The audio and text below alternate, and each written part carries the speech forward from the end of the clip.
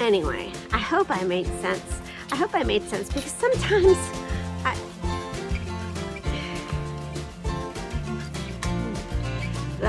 Okay. So...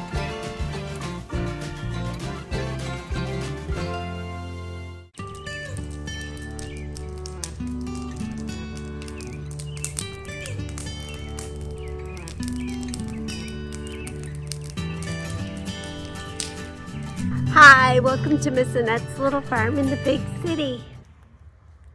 How'd you get wet? You got all over yourself. Animals, yeah. Hi, everybody. How are you? Today is Earth Day. I wanted to talk a little bit about Earth Day this morning because I wanted to talk about the things that influenced me the most to turn me into the person that I am today. One of the things that influenced me the most as a child was when I read the book, The Lorax. And that book influenced me throughout the rest of my life to become the advocate for animals, advocate for the earth, advocate for humans. When I read that story, it changed my whole life and my whole way of thinking. Because as a child, you usually are just thinking of your world is pretty small. And it's, you know, your home, your family, your school. But that book opened up to me how the world is big and how everything works together in its systems to keep things going, and how you break down one of those systems, it affects all the other things. So that book was very influential to me growing up. Another thing that was very influential to me was that I had this friend, and I won't tell you her name for privacy reasons, but she used to, oh, that's a duck, sorry. Weird duck noises. Anyway, I had a friend who used to let me come visit her she didn't really have a farm, but she lived out in the country. And I used to come spend almost every weekend over there. And we would go in the woods, and we would go in the creek, and we would just, be outside, digging in the mud and looking at things and just spending all weekend outside. I must have been a pretty stinky kid because I don't remember packing a toothbrush or anything. I just remember getting off the bus at her house on Friday and getting on the bus to go back to school on Monday. I mean, they were very generous people, but that really affected my life and the way I love nature and how I love to be outside. Because I was a town girl. I lived in town.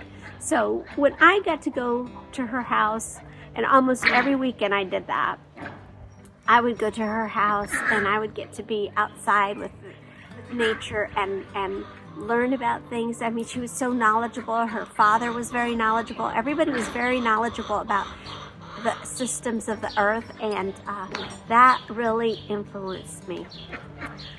The third thing that really influenced me to be the person that I am is Dr. Jane Goodall. I happened to, I don't even remember as a kid, probably middle school, high school, somehow I learned about her, probably because I was one of those kids that spent some time in the library. I learned about Dr. Jane Goodall, and she influenced my life so deeply with her love for conservation and her love for animals and her bravery. I mean, imagine being a young woman in a jungle all alone.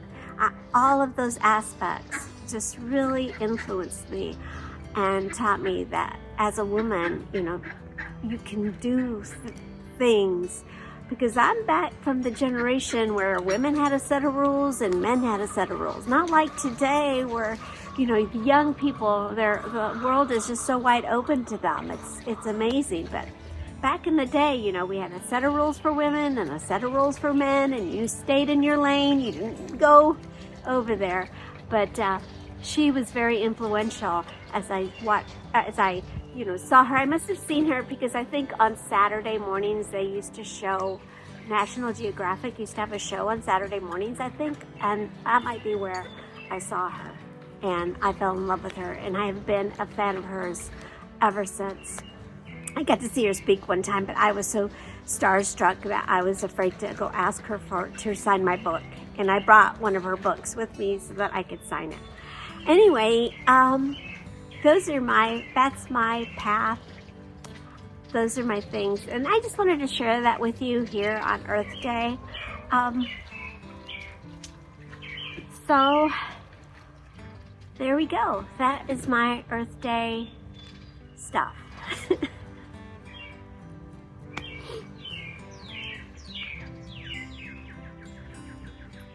And that is a lot of talking for me.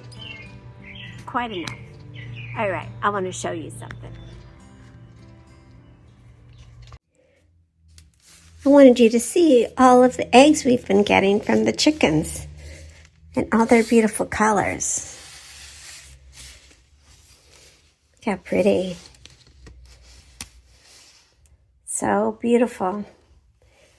I thought maybe we should just talk about eggs for a little bit.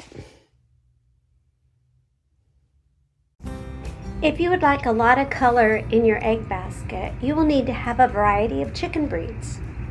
You can breed your chickens for colors, and some people do this. But if you're like me, living without a rooster and with limited space, it's a lot easier to do some Googling to pick your breed.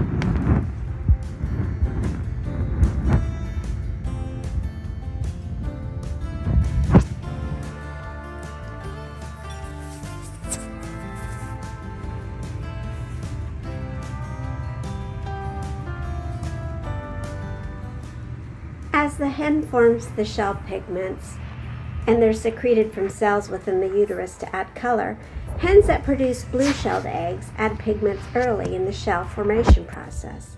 A combination of blue and brown pigments produce green eggs. Hens that lay white eggs do not produce any color.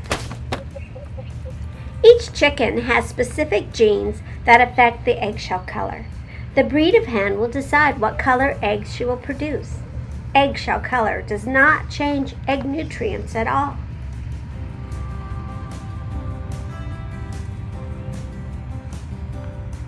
Now here's a fun fact. You may be able to tell what color the egg will be from the chicken by looking at the chicken's earlobe.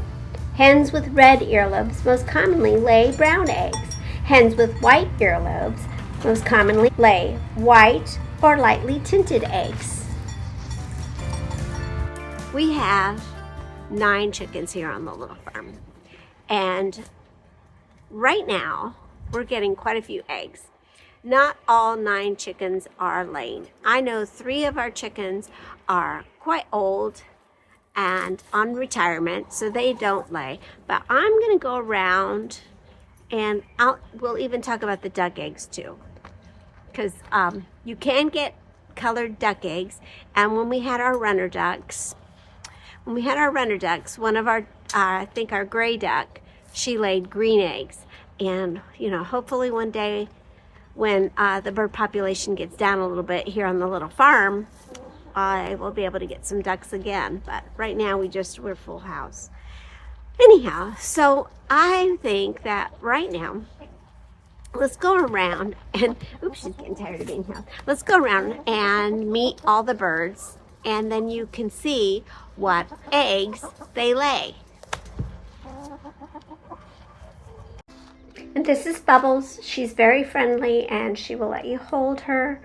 She is a black Australorp and she lays brown eggs.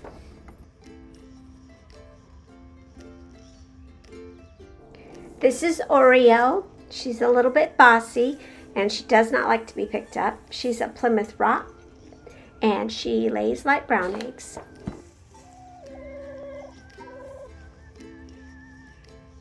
And this is Selena, and she is a black copper Marron, and she lays very dark brown eggs. And she's very sweet, and she likes to be held. Look how small this one is. These are called fairy eggs. When a chicken lays eggs this small, they're called fairy eggs. See how small it is? So cute. And this is Gracie. She is a Rouen duck. She lays white eggs and she is super sweet and loves worms. This is Goldie. She is a Rhode Island Red. She lays brown speckled eggs when she feels like it. She's very bossy.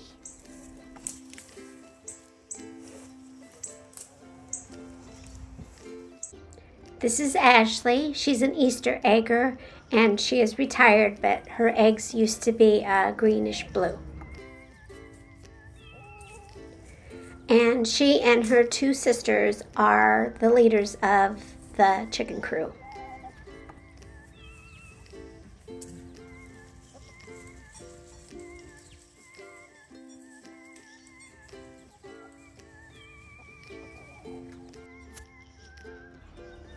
This is Chicken Little. She is an olive egger. She lays olive eggs. She is called Chicken Little because she spends a lot of time running around yelling about the sky falling. She's adorable. She doesn't like to be held, but she does like to squawk a lot.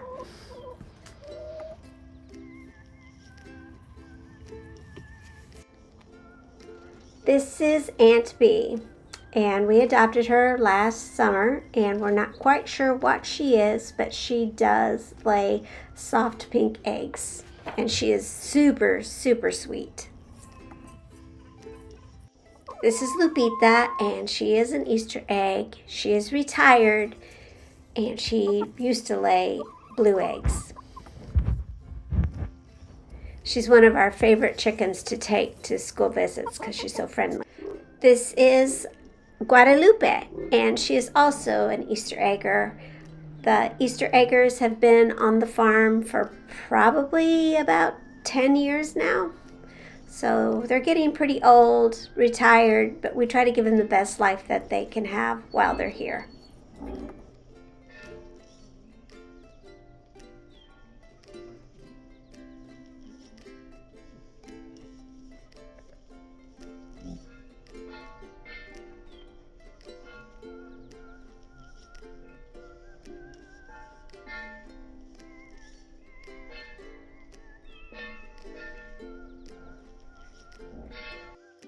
Last but not least is Cotton. She is a crested duck. She is quite a character. She does not like to be held, but she does come to me when I call her. Chickens were the second animal we got on the little farm. We had bees first, and then we got chickens. And after we got chickens, the little farm just grew and grew and grew. And we've never looked back. Chickens have been a wonderful addition to the little farm, and we are so glad we did it.